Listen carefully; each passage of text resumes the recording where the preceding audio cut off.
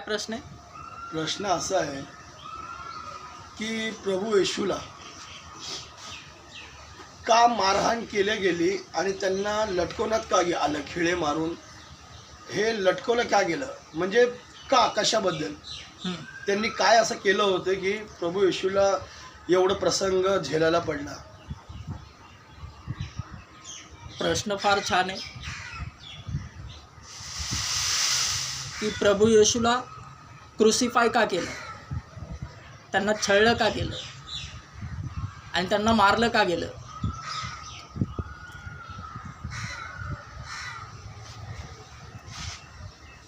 ते आपल्या पापांसाठी क्रुसावरती चढलेत, क्रुसिफाय झाले. म्हणजे ते स्वतः चढले गेले की त्यांना चढवलं गेलं आणि पूर्ण स्क्रिप्टेड होतं. ते स्क्रिप्टेड म्हणजे पटकथित, जसा पिक्चर लिहिलं जातो.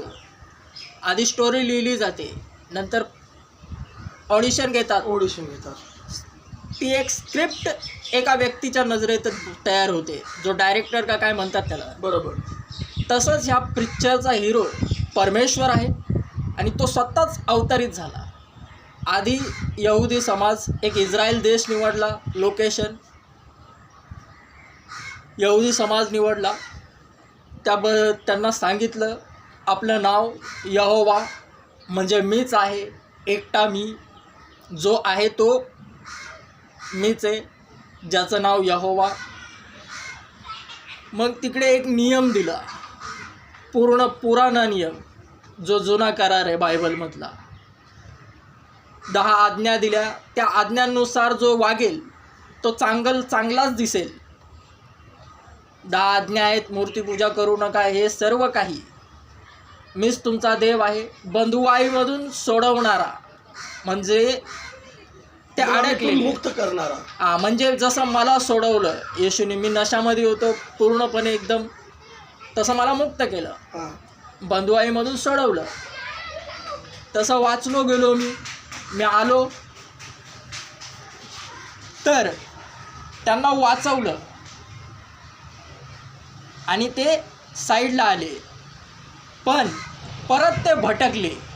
त्यांनी असा विचार केला, आम्ही मोकळे होऊन काय झालं, आम्ही आझाद होऊन काय झालं, आम्ही तर पाप काय एकदम हे करू शकत नाही, काय नाही.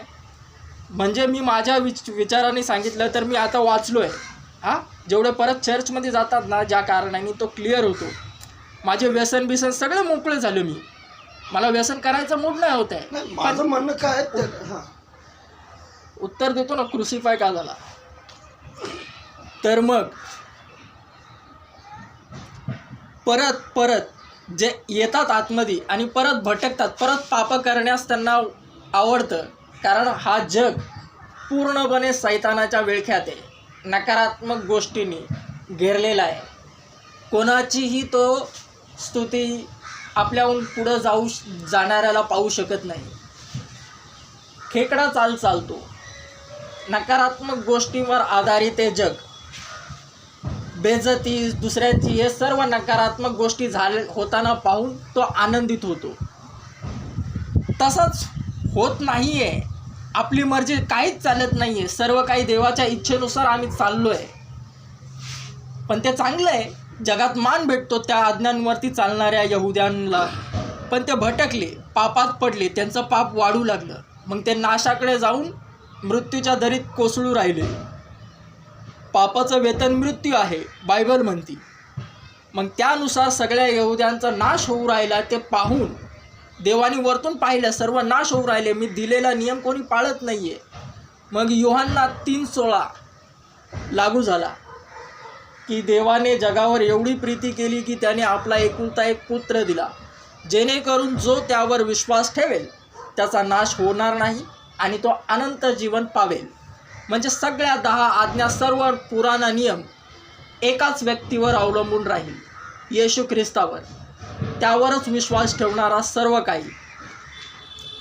पूर्णपणे येशू ख्रिस्ताने सर्व जिम्मेदारी स्वतःवर निभावली. म्हणजे देव स्वतः मानव झाला, अवतरित झाला आणि सर्वांची पापे त्यांनी स्वतःवर घेतली. म्हणजे माझी पापे त्यांनी स्वतःवर घेतली. त्याच्या शरीरावर, त्या वरच्या प्रत्येक जखमावर माझे गुन्हे दिसून येतात. जसं या जगात गुन्हेगार काहीही गुन्हा केला तर सजा आहे, कानून आहे. पण या आध्यात्मिक जगात माझे एवढे पाप, मला रात्री झोप यायची नाही. जर ती उघडकीस आली असती तर काय ना काय झालं असतं. पण ती सर्व पापे कितीही काहीही असो, सर्वप्रथम ती सर्व येशू ख्रिस्ताने स्वतःवर घेतली आणि त्यामुळे मी वाचवला गेलो.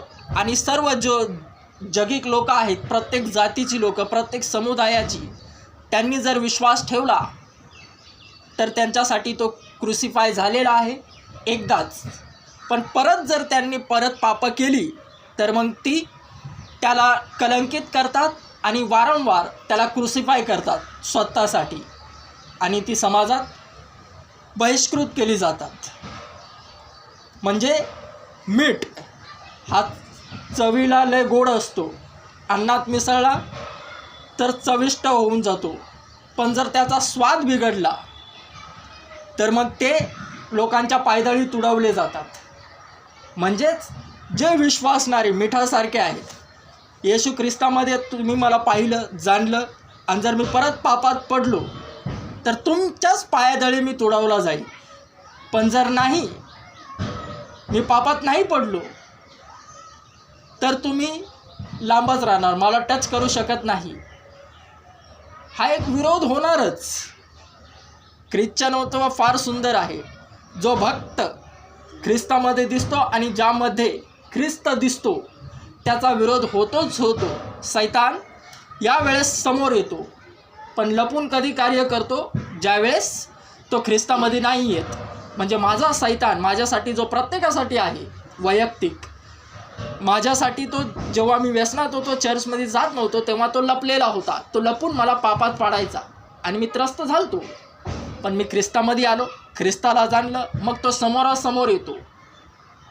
कारण भक्त पण मैदानात उतरला आहे, मग तो पण मैदानातच उतरणार. त्यामुळे हे सर्व काही आहे आणि तो क्रुसिफाय झाला आहे, क्रुसावरती, सुळावरती लटकलेला गेला आहे माझ्या पापांसाठी. आणि आता मी त्याला पुन्हा क्रुसावरती नाही चढवणार. कारण बहुतेक असे आहेत ज्यांनी बोलता ना की येशू ख्रिस्ताला, माझा प्रश्न होता, येशू ख्रिस्ताला लटकवलं का गेलं, मारलं का गेलं, त्याच्याबद्दल तुम्ही तुमचं सांगताय. तुम्ही सुधारले, उत्तर हेच आहे. नाही, मला काही लोकांनी वेगळं ट्रान्सफरम सांगितलं. काय सांगितलं? मला सांगितलं की येशू हे मसीहा बनत होते लोकांचे. ते राजाला ते पसंत नव्हतं. म्हणजे ते मसीहा लोकांना येशूच हा देव वाटायचा. तर लोकांनी राजाला मानणं बंद केलं. सुलवा म्हणजे काही झगडे झाले तर आपण पोलीस चौकीला जातो सुलवाई करायला. तर ती सुलवाई येशूच्या दरबारात व्हायची, येशूच्या समोर व्हायची. मग राजाला वाटू लागलं मी तर शून्य आहे, हा माणूस कोण आहे जो एका झोपडीत राहतो आणि तिकडं सुलवाई होती चांगल्या चांगल्या लोकांची, आणि दुःखाने दारिद्र्याने भरलेले लोक तिकडंच जास्त पळतात आणि त्यांना चांगलं संरक्षण भेटतं. आणि काय दवा पाणी आपण डॉक्टरपाशी जातो तसं डॉक्टर नीट करतो, तसं येशू ख्रिस्ताचं काहीतरी असेल. मग त्या राजाने सैनिक पाठवून येशू ख्रिस्ताला शाळेशी बंदित करून मग त्याला स्वतःचा गुलाम वगैरे बनायसाठी काहीतरी बोललं असेल का, असं म्हणजे माझ्या कानावर असं थोडं मोठं मला जाणकार आहे. एवढं काय जाणीव नाही, मला दुसऱ्याने सांगितलेलं वाया. तुम्ही जे बोललात बरोबर आहे, पण ज्याची जाणकारी मला पाहिजे ती जाणकारी मला अजून भेटली नाही. तो स्वतः देव होता, निष्पाप होता, आणि त्याला सोडून या जगतात सर्वच पापी आहेत. प्रत्येक मनुष्य जे जन्माला येऊन मेलेले आहेत आपल्या मागचे आणि आपल्या पुढचे जे जन्माला येणार आहेत, आणि आपण जे आता हयातीत आहोत ते सर्व पापी आहेत. कारण आपला जन्मच पापापासून झालेला आहे. येशू ख्रिस्ताचा जन्म विदाऊट माता पिताच्या संपर्कातून आलेला आहे. आणि ते सर्वप्रथम पहिले पुत्र होते, त्यांना अजून भाऊ बहीण होते, पण ते पहिल्यांदाच आले म्हणून ते पवित्र. जर त्यांचा जन्म 4 जण असले आणि दुसऱ्या, तिसऱ्या, 4थ्या क्रमांकावर झाला असता तर त्यांच्या आईवडिलांचा संपर्क झाल्यानंतर ते जन्मले असते. म्हणून ते पवित्र आहेत.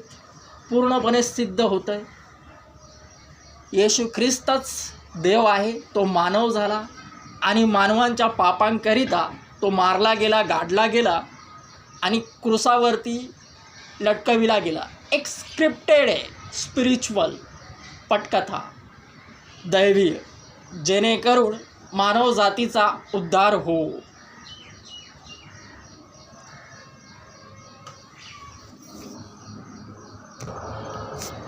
अच्छा, जे येशूचे वडिलांचं नाव युसूफ, मेरी त्यांची आई, मग त्याच्यामध्ये 2 गट का? मेरीला मानणारा गट वेगळा, जास्त मेरीला मानणारा गट असतो, येशूला मानणारा कमी गट आहे.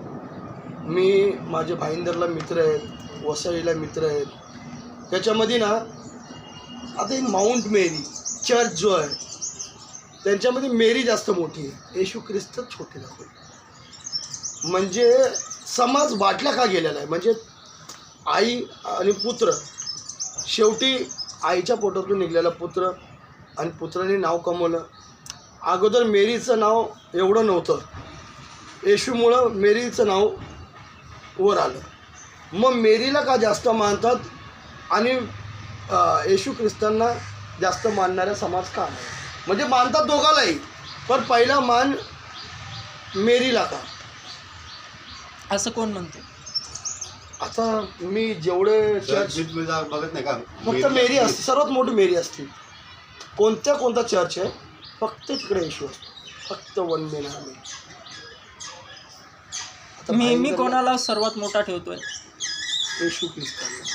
मग माझ्या प्रश्नाचं उत्तर हेच आहे. आणि जे मदर मेरीला ठेवतात त्यांच्याकडून ते प्रश्नाचं उत्तर भेटेल. मी येशूला समोर ठेवतोय. नाही, पण आता तुम्हाला त्या बायबलमधून तर कळत असेल, तुम्ही जेव्हा वाचता की कुठं ना कुठं मेरीचा मेरीचा बायबल वेगळा येशूचा बायबल नाही, बायबल एकच आहे. ते पण हेच एकाच बायबल नवा करारमधूनच संदेश देतात. तेच ऐकण्यात आलेलं आहे मला. एकदा जाणकारी घ्या त्या गोष्टीची, मला आवडेल. हा विषय माझा तुम्हाला खूप आवडेल. मग त्याच्यानंतर